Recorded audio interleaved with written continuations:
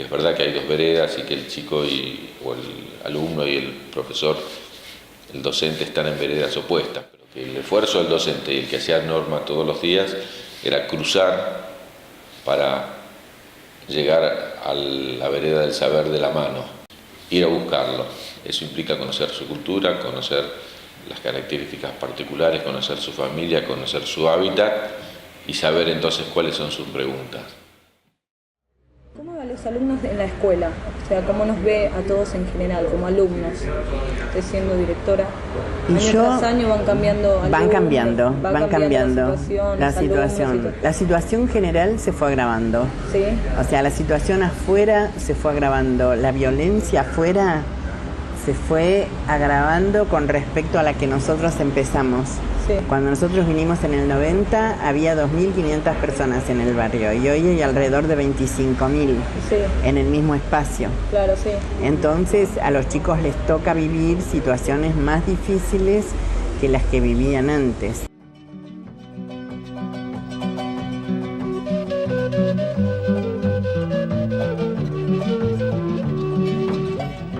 La supervisión en la escuela de Norma, con el criterio que teníamos nosotros, que era de acompañamiento, de gestión de las escuelas, no se nos hacía una tarea difícil por una cuestión hasta de afinidad ideológica. A veces ella creía que lo acomplejaba un poco porque te llamaba a las 11 de la noche para contarte que había pasado algo malo en la escuela, porque decía que alguien más tenía que saber lo que había pasado para que no duerma como yo, una cosa así. Significaba que te tenía en cuenta, porque no llamaba a aquel que podía dormir tranquilo. Norma Colombato ejerció la docencia de manera ejemplar durante más de 40 años y durante casi 20 dirigió la EMEN número 4 frente a la Villa 20 de Lugano. Allí dejó una marca, nacida de su compromiso por construir una educación más igualitaria e integradora. Luchó en contra de la impunidad y nunca se resignó ante la injusticia. Reinventó cada día modos de combatir la desigualdad y la exclusión, como en el programa de alumnas madres y adolescentes embarazadas para evitar el abandono de los estudios y neutralizar situaciones de exclusión y discriminación, trabajando para que sus alumnos y familias recuperen la dignidad y la palabra. Y digamos, el imaginario social era que una chica embarazada no podía cursar más en la escuela secundaria porque estaba embarazada.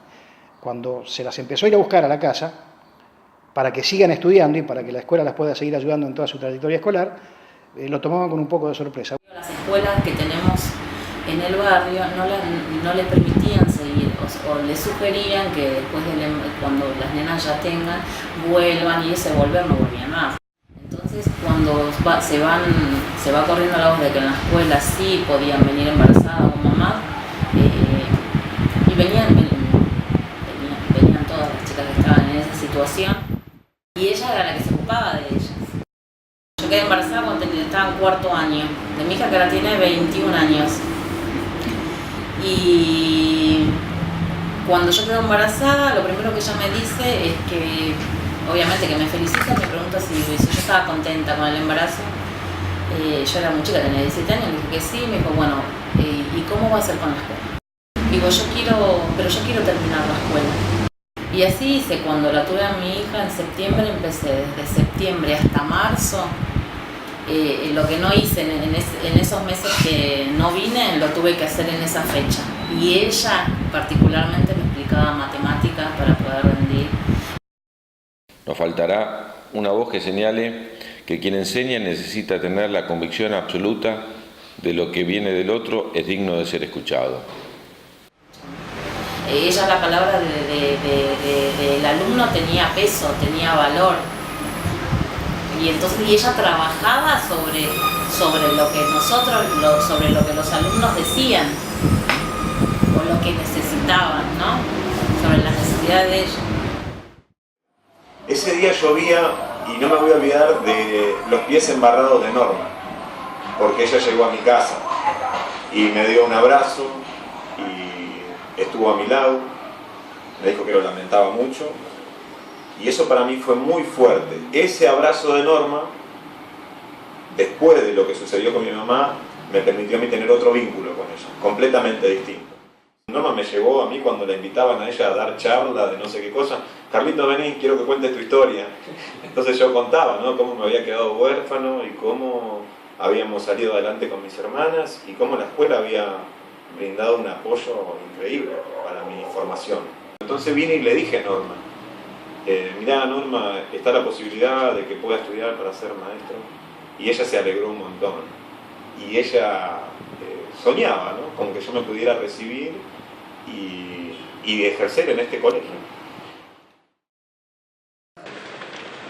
Al principio era toda una historia el cruzar, a mí había quien me lo decía, usted no sabe lo difícil que es cruzar para el otro lado para ir a una escuela, en términos de los prejuicios, del trato que se le da en otros lugares.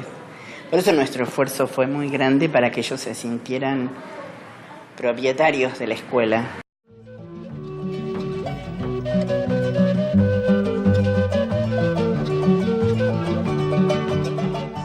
Miraba los zapatos, ¿no? Entonces te decía, tienes los zapatos muy ilustrados vos, ¿eh? Se vas a tener que venir a caminar conmigo a la villa, para aprender un poco. Escuela ligada al barrio, a la comunidad. Ella había planteado que los preceptores tenían que ser del barrio. Entonces, un vínculo muy estrecho. Exactamente, porque la escuela muchas veces para esos sectores populares representa el lugar donde se hacen determinados vínculos de socialización primaria que por ahí la familia no pudo darse.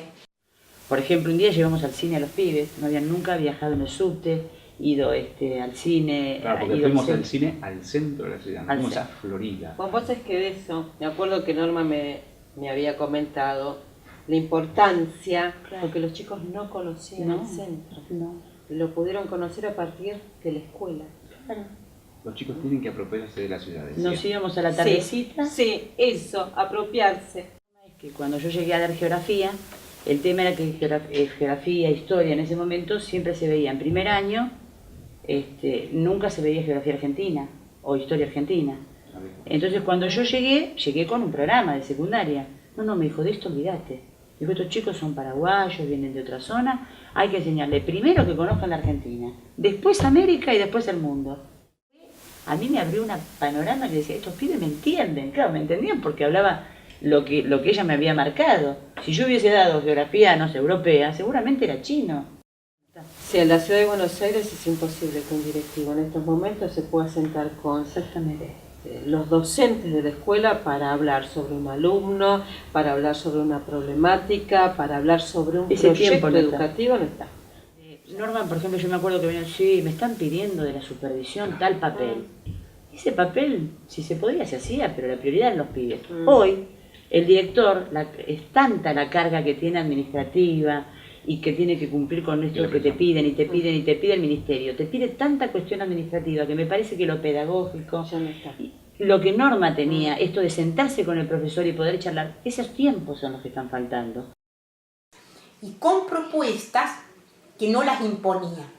Cantidad de veces Norma preguntaba, ¿qué te parece? ¿Cómo lo ves vos? ¿Cómo se te ocurre que se puede hacer? Y ella lo había hecho y lo había hecho perfecto, pero te lo planteaba como que quería tomar tus ideas para que vos te animaras a ser también constructora de un proyecto colectivo. Y eso es muy importante dentro de lo que es la pedagogía. Y Norma realmente fue una actora fundamental de esa realidad, porque en ese momento se impulsaron ideas y proyectos que después se van a dar en la década del 2000, pero que en ese momento no era lo que se planteaba. Se va a plantear la inclusión, se va a plantear el vínculo de la escuela con la comunidad, se va a plantear todo lo que significa que esa inclusión tiene que llevarse con medidas concretas, como por ejemplo, qué se hace por las alumnas madres para que también sigan estando en la escuela. El trabajo de Norma en la escuela siempre fue con un alto grado de dedicación y marcaba mucho a la gente que trabajaba en la escuela. No solamente a la gente que trabajaba en la escuela, sino a las cosas que salieron de la escuela. No se limitó a trabajar en su escuela y construir su escuela, sino que trabajó por la construcción del proyecto en todas las escuelas y por incidir en la Secretaría de Educación en la construcción de ese modelo educativo. Recién en el 2006, cuando yo estaba en el área, pudimos mandar a Norma como la docente del año de Capital a Nación. Y el mismo tipo de postura que recién comentábamos que tenía de fortaleza y eso, es la que tenía frente a los funcionarios cuando tenía que plantear algún tipo de discusión. Hay una cuestión que siempre nos jactábamos con Norma cuando nos decían que nosotros en las escuelas violábamos la normativa. Nos reíamos mucho, es hasta el día de hoy que todavía nos siguen acusando de ese tipo de cosas. En la CEMEM se viola la normativa, ¿no? Y con Norma planteamos que nosotros no solamente nunca violamos una normativa, sino que con lo que hacíamos la jerarquizábamos. Hacíamos que la normativa tenga sentido para lo que tenía que ser, que era escolarizar a los chicos.